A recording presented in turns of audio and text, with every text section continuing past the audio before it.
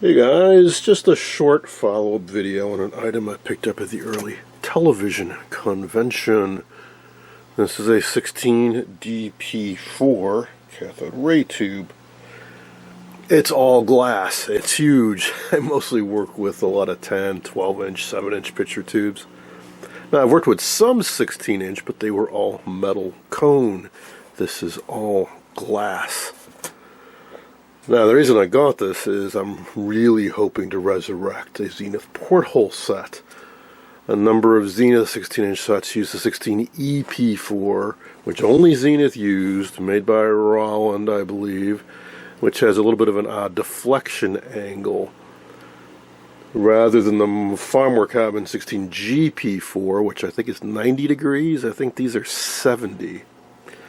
I think this is the only all-glass replacement that has the same deflection angle. They had one for sale at the museum. It's used. The box says good, 80%. This tag says is good in 07, tested by Bob, not me.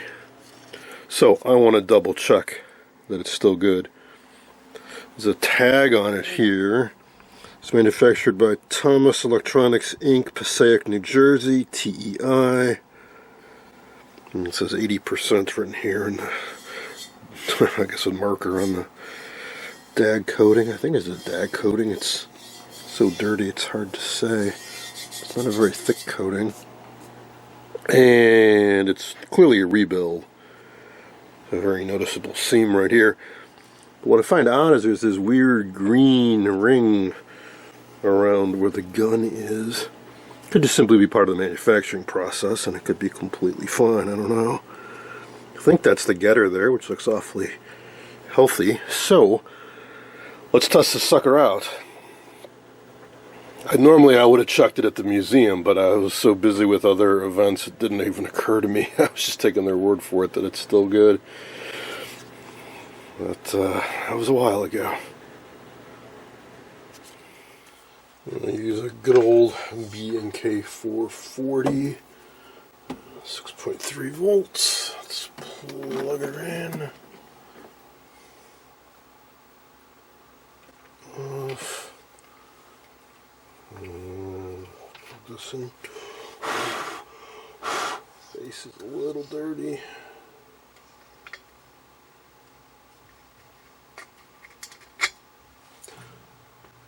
And here we go.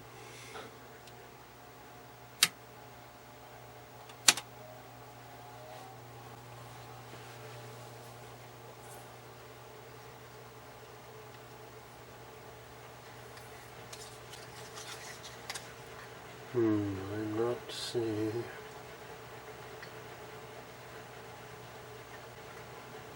filament glow.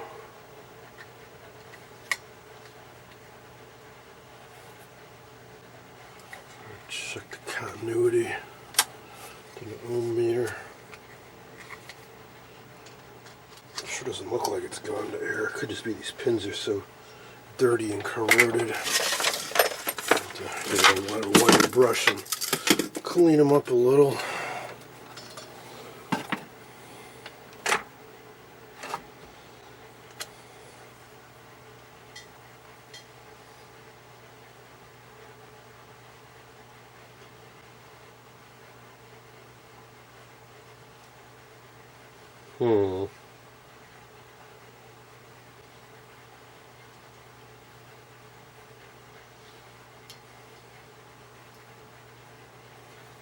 Phew. I was starting to break out in a cold sweat there. 1.8 ohms, that seems good. Yeah, this base is just filthy and corroded. So I'm going to get a brush out and go over those pins, man. Starting to get a little nervous. The museum would stand by it. I could return it and get my money back. I'm not worried about that. What I'm worried is I would be stuck without this if I want to finish this project. Now, even if this does work, it's still no walk in the park because I'm converting a set designed for a metal cone CRT to all glass. So it's going to have some insulating things. There's going to be a cowl around the front, and the high voltage connector is going to need to be changed out. And the front mounting is going to be a little different. The alternative is to use something like a 16 GP4, which is a different deflection angle. It's going to be shorter, the yoke's not going to fit right, so I think that's an even more awkward prospect. So even if you somehow physically got it mounted in there, you may have geometry issues. So you may end up needing to swap out the yoke as well, which is not much fun. Alright, how's this now?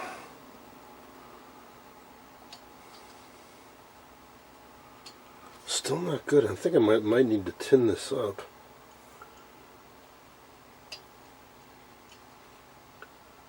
Yeah, I think I gotta feed some fresh solder down into that. Let's get the old soldering iron fired up. So clearly, these have been reworked. They're little crusty looking bases. Just ever so slightly loose.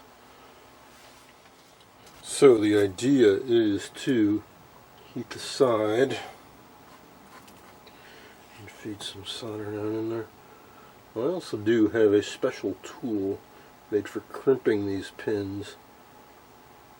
I do in the field back in the day, but the problem with that is it physically dents these pins. I don't want to do that.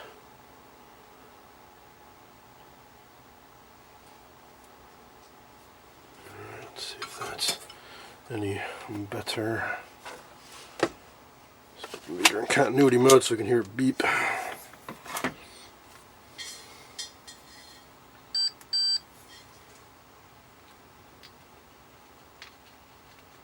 Dang, still no.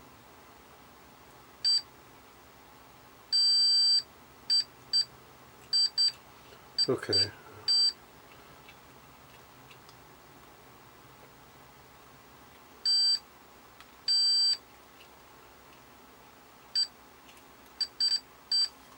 Man, maybe I'm gonna get some sandpaper. Is this thing that crusty?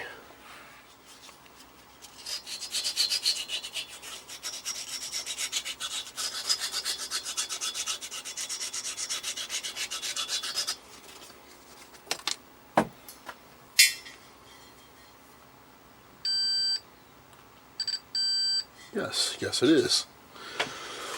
Alright, let's give this another try.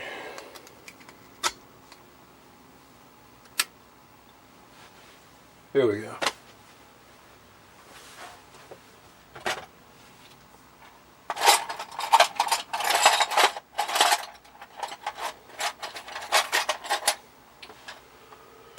This is the special crimping tool. So you put this over the pin and you pull this lever out, and this metal here will just put a serious crease in the side of the pin. Idea being it'll put pressure up against the wire inside. Alright, in action. Now, as far as the meter reading, we've got one neon bulb lit up. We want to get both of these lit up. And not at all uncommon for that to take a few minutes if it's been sitting around for a long time. And that is starting to come up. There we go. It's coming up. It's coming up.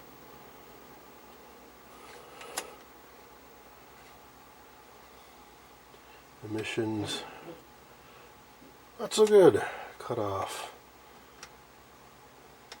Barely any. But we'll wait. Could also be some other pins aren't making great contact. I'm doing the base here. Alright. For a tube that tests 80% supposedly a decade or so ago, 15 years ago, I would have expected a little bit better results than this. But we'll wait. And I've been told when you're letting things sit and bake, something I didn't realize is that you should not leave this in emission testing mode. Yeah, we're already starting to go up. Because when you're testing emissions like this, the grid is kind of wide open. And if you leave it on a tester for tens of minutes, you drive the tube kind of hard and you could shorten its life. That's theory. I don't have any info one way or another, but I've been told it's much better to leave it in this position while you're letting it wake up.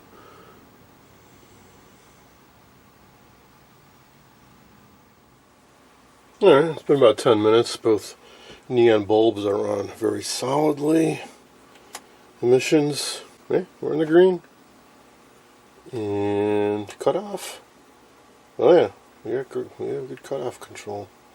I don't know if I'd call this 80%, but we're definitely in the good. So it's good enough for me. This will produce an image, so we'll pick more up on this sometime in the next month or two. It's one of the few remaining sets that I've done zero triage on, and I want to find out sooner than later if it can be restored, because the set was used as a rental prop apparently, so it's a little beat up.